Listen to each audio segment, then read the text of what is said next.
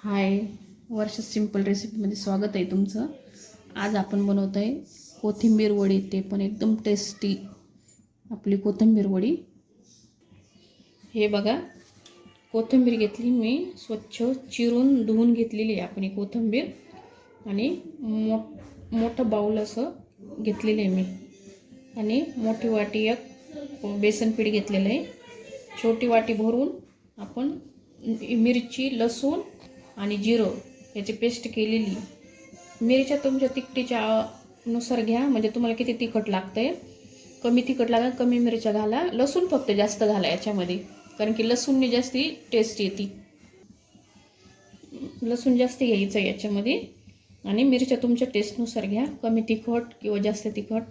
आणि इथं तांदूळाचं पीठ घेतले मी छोटी वाटी भरून, म्हणजे हे बेसन पिठापेक्षा निम्म तांदूळाचं पीठ घ्यायचे आपल्याला. आणि तीळ घेतले इथे मी 2 टेबलस्पून.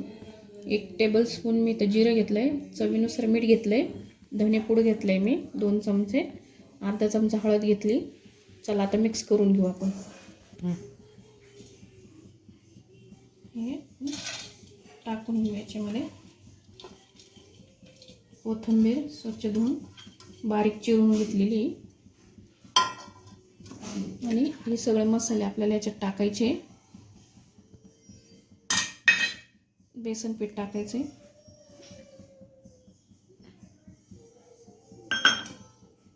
लसूण, मिरची, जिरं याची पेस्ट टाकायची आपल्याला.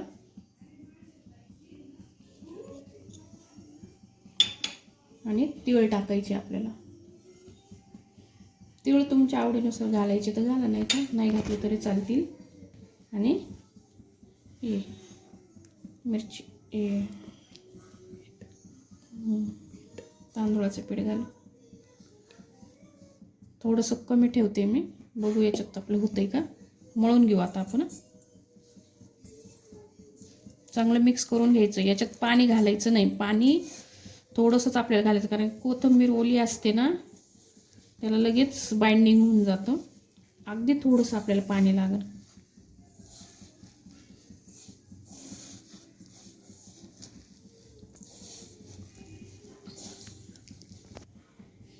एवढं पीठ आपण घालून घेऊ.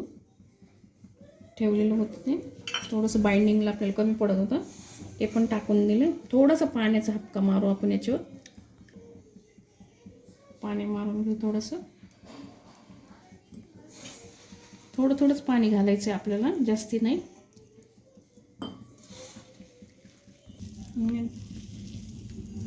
बघा असं गोळा व्हायला पाहिजे. अगदी थोडंसं आपण पाणी टाकलेलं आहे त्याच्यात. ते बघा 2 हाताने सुद्धा आपलं हे असं झालं पाहिजे याचं टेक्स्चर. तुम्हाला लागत असलं तर बेसन पीठ अजून घाला त्याच्यात. अशा आपण वड्या करून घेऊ आता. हे असे करून घेतलेले आपण. आता चाळणीला आपण तेल लावू.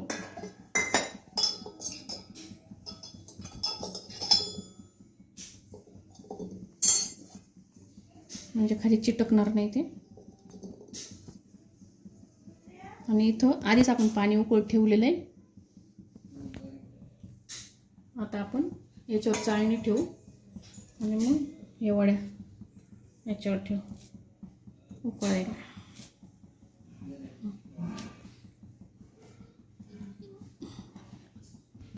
याच्यावर ठेवून घेतलंय. आता झाकण ठेवू आणि 10 मिनटं उकडायला ठेवू आपण. चला आता चेक करून घेऊ. 10 मिनटं झाली. वाड्या अशी टूथपिक घालून बघायचे, चिटकत नाही पुढंच आपली. असं झालं की समजायचं वडी झाली. आता थंड करून आपण त्याला कापून घेऊ, मग तळून घेऊ. वडी बघा चांगली थंड झाली. आता वड्या कापून घेऊ आपण.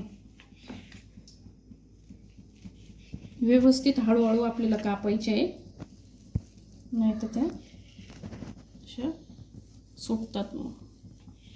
मग अशा कट झाल्या पाहिजे त्या. हे बघा आता सगळ्या वड्या अशा कापून घेऊ. हे बघ चांगलं तेल तापलंय आपलं. आता वड्या सोडून घेऊ आपण. एक हळूहळू सोडायचे. चांगले खरपूस होऊस्तर आपल्याला तळायचे आहे.